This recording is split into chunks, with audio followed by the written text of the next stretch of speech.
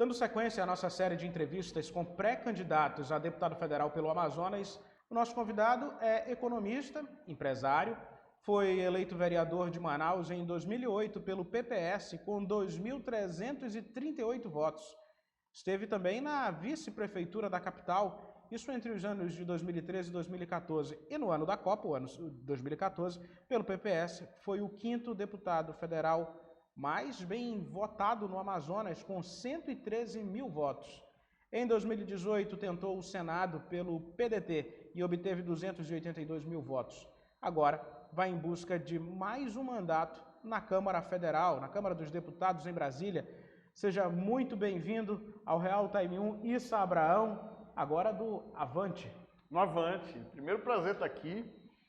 Muito obrigado pelo convite, obrigado a toda a direção do Real Time pela lembrança do meu nome. É sempre bom a gente bater um papo agradável. E agora no Avante, realmente.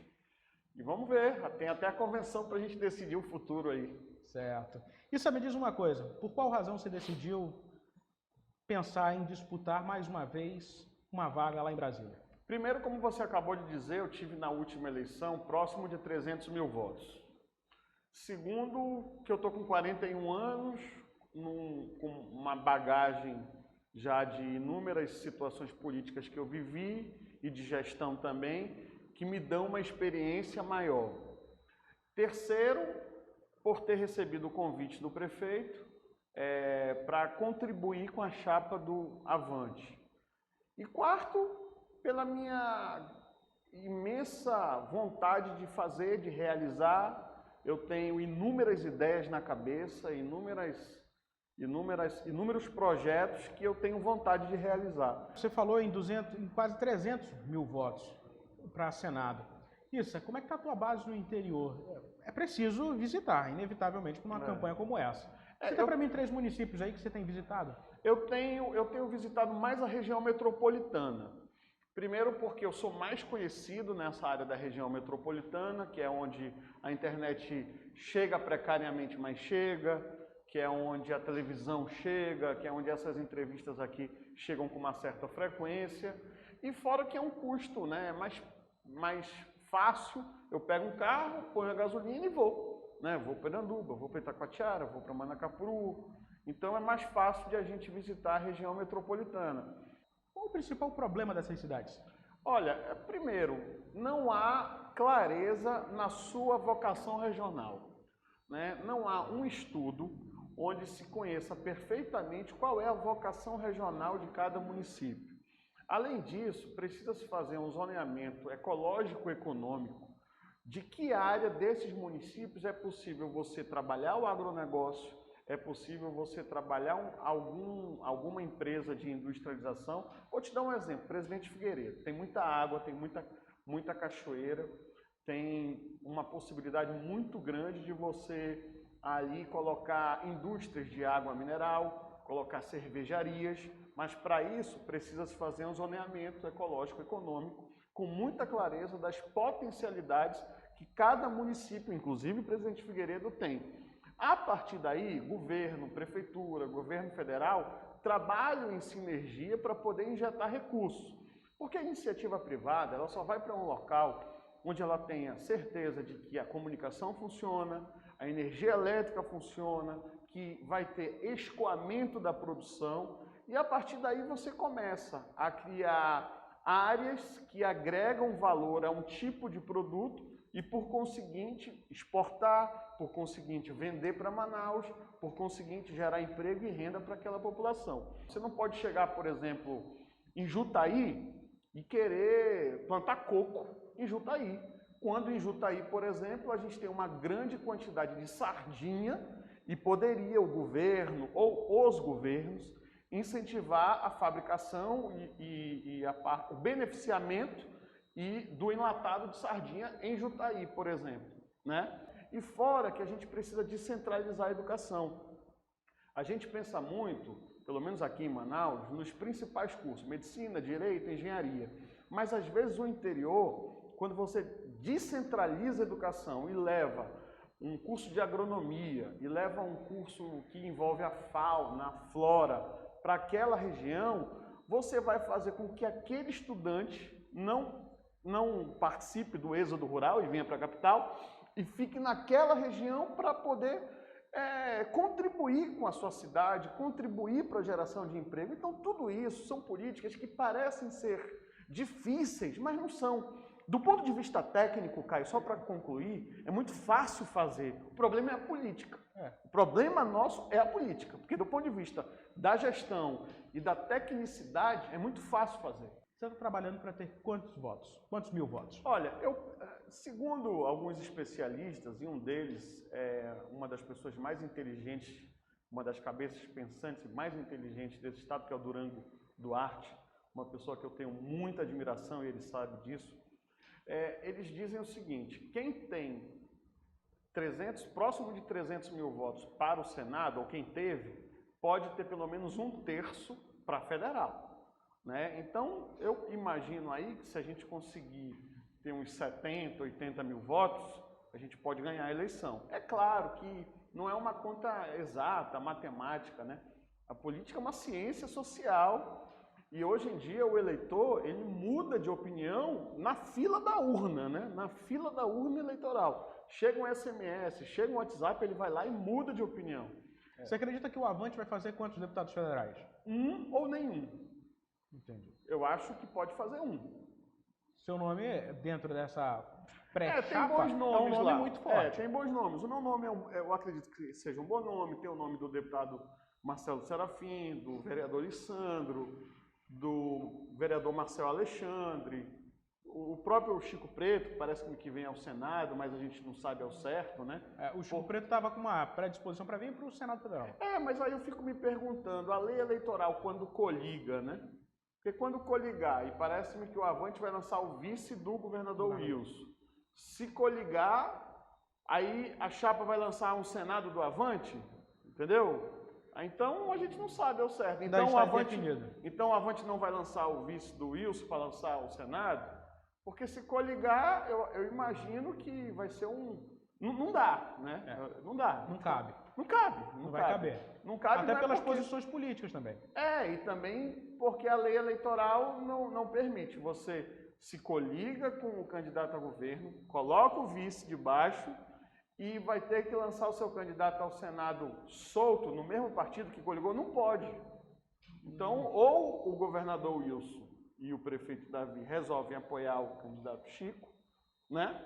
Ou não tem como, enfim. Certo. Você pretende investir quanto nessa campanha?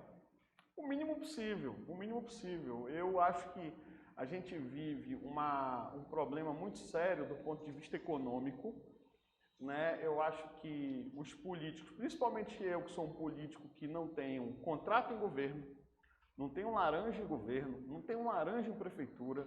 Isso, me diz uma coisa, você pretende levar que bandeira? Essa bandeira econômica para o Senado, para a Câmara Federal? Econômica.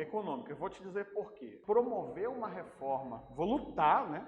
A gente tem que lutar enquanto legislador para promover uma reforma fiscal nesse país, uma reforma industrial nesse país, para conseguir consolidar de uma vez por todas o modelo Zona Franca de Manaus e uma reforma tributária.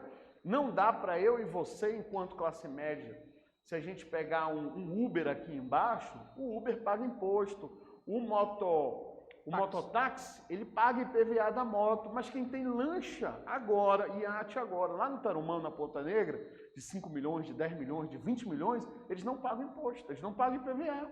Então está errado. Por que a classe média e o pobre sustenta esse país pagando 40% de imposto na conta de energia, pagando 40% de imposto na conta de telefonia, pagando IPVA de moto, pagando IPVA de carro, enquanto aquele que tem jet ski não paga IPVA? Trabalhando 5 meses para pagar imposto. Exatamente, é a média. Então a gente precisa reduzir o imposto de quem ganha menos, que é importante que pague também, mas reduzir muito, para essas pessoas começarem a fortalecer o seu poder de compra. E aqueles que ganham mais, a gente precisa fazer com que eles paguem mais impostos para o Brasil arrecadar e a gente corrigir as distorções que acontecem no nosso país. Se chegar na Câmara dos Deputados em Brasília, o que fazer com essas emendas individuais que cada deputado tem? Cita para mim 3 aqui, emendas que se poderiam... Isso aqui, cara, eu penso em investir, eu penso em colocar recursos nisso aqui porque acredito nesse projeto. Olha, eu vou... ao chegar, eu quero só fazer uma ponderação que é o seguinte. Quando eu fui deputado federal, o Brasil teve a cassação da Dilma, o impeachment da Dilma, foi quase 2 anos o Brasil só falando do impeachment da Dilma. Depois foi 1 ano falando do impeachment do Eduardo Cunha. Depois foi 1 ano falando do afastamento ou não do Michel Temer. Os 4 anos que eu fiquei lá, a pauta era só política e o avanço desse racha que a gente vê até hoje, dessa polarização que a gente vê até hoje. Então, naquele momento, naqueles 4 anos, não se discutia ideias ou soluções para o país. Se discutia apenas tirar um por outro, foi uma confusão geral. Agora, se eu tiver a felicidade de virar deputado federal, agora. Primeiro, emendas que fomentem o empreendedorismo. Eu quero cuidar do comerciante, eu quero cuidar da micro e pequena empresa, eu quero cuidar do empresário, porque eu sei o quanto ele sofre. Olha, eu não tenho medo de dizer para ti que 95% dos empresários de Manaus hoje estão endividados. 95% dos empresários de Manaus têm um passivo a longo prazo, com preocupações se ele vai conseguir pagar. Eu não tenho receio nenhum. E fora que a carga tributária, mesmo no período em que houve queda de vendas, não houve queda de carga tributária para esse empresário. E a fatura vem agora, com o quase término da pandemia, apesar de que a gente está na 4ª onda, né? Mas o fato é que essas emendas que eu tiver condição de agir, de trabalhar, eu realmente vou colocar para fomentar e ajudar os empresários, os comerciantes, porque eu sei que ali eu ajudo não só a cidade como social, como a geração de emprego e renda. Observando essa questão que você menciona sempre, que é a questão da economia, e tirando a Zona Franca de contexto, a gente viu o que aconteceu com a Zona Franca recentemente. Ao observar isso, o que você tem de ideia isso que possa tirar, a gente não vai conseguir deixar a Zona Franca de lado, é a nossa matriz econômica, mas alternativas, coisas que contribuam para o Estado economicamente. A reforma tributária, a reforma fiscal e a reforma industrial, que pouco se fala, são ideias que venham a oferecer alternativas e consolidar também o modelo de Zona Franca. A gente precisa consolidar a Zona Franca e criar um modelo complementar. Dificilmente substituir o modelo, mas criar um modelo que complemente. Para isso, a gente precisa criar uma reforma nesse país séria. Além de valorizar o turismo, além de valorizar e cuidar do agronegócio, criando alternativas de arranjo produtivo localmente, a gente precisa criar legislações mais consistentes para que esses empresários fiquem no Amazonas gerando emprego e renda. Isso, observando até a questão da Zona Franca, promessas como BR-319, você acredita que o presidente Jair Bolsonaro foi o pior presidente para o Amazonas dos últimos tempos? Não, eu acho que ele cometeu falhas, foi mal assessorado, mas eu não vejo ele como o pior presidente para o Amazonas, não. Até porque a gente fala muito das falhas do presidente, mas esquece, por exemplo, que a corrupção que se instalou antes do Bolsonaro também prejudicou a Zona Franca, né? Toda essa corrupção, todos esses desvios, quando o Palocci, por exemplo, ao fazer a delação, devolveu 100 milhões, que era dinheiro de corrupção, quando a Petrobras devolveu também, quando recuperaram parte dos recursos que foram desviados pela Petrobras, tudo isso também prejudicou o Amazonas. Então eu vejo que a corrupção ainda é a principal causa dos problemas que o Amazonas e o Brasil enfrentam. Mas, observando esse contexto, inclusive da Zona Franca, de uma redução de IPI, você como economista, você acredita que isso não fere de morte, não feriu de morte? Sim, foi uma das falhas do governo. Ele poderia mexer na COFINS, que daria benefício fiscal para essas empresas todas, sem haver queda na arrecadação. Agora, uma ponderação, está havendo uma falha na defesa da Zona Franca. Eu vejo alguns parlamentares da bancada amazonense falarem assim, não, quer reduzir o IPI, mas reduz desde que tire... Excepcione as indústrias que já estão instaladas em Manaus. Então, essas aqui, você não pode estender o IPI para o Brasil inteiro, porque já estão instaladas em Manaus. Mas só em você falar isso, só em você pensar nisso, você já está limitando a Zona Franca, as empresas que estão instaladas em Manaus. Quando, na realidade, a defesa deve ser no modelo inteiro, para a gente atrair mais empregos e mais fábricas para cá. Agora, quanto vamos para o campo das avaliações, a avaliação que você faz do prefeito Davi Almeida, que é o presidente do seu partido na gestão municipal. Acho que ele está indo bem, acho que ele realmente tem conseguido aí superar muitas dificuldades, e eu acredito que o prefeito ainda vai mostrar muito mais do que ele está mostrando, porque ele tem capacidade de trabalho, tem firmeza, é político e é gestor. Como é que você avalia hoje a gestão do governador Wilson Lima do União Brasil? Ele melhorou muito, né? Ele com o Wilson, ele é uma pessoa humilde, é uma pessoa que trata bem a todos. Isso é uma qualidade realmente que a gente tem que reconhecer no governador. Ele sabe conversar, ele sabe respeitar o próximo, ele é incapaz de tratar alguém mal. Destratar, né? De destratar. E essa é uma qualidade realmente que a gente vê. Eu acho que ele conseguiu avançar bem. Agora talvez ele vai entrar no maior desafio do que ele já conseguiu. O maior desafio é ultrapassar esse ponto. Ele chegou até aqui, bacana, mas aí tem que avaliar se ele já chegou no teto ou não. Esse vai ser o maior desafio que ele vai entrar. Mas ele tem habilidade, ele continua sendo um dos favoritos para essa eleição. Você acredita que ele está no segundo turno? E quem seria essa outra pessoa mesmo, ao observar até mesmo as pesquisas eleitorais? Olha, eu prefiro não opinar sobre isso pelo seguinte.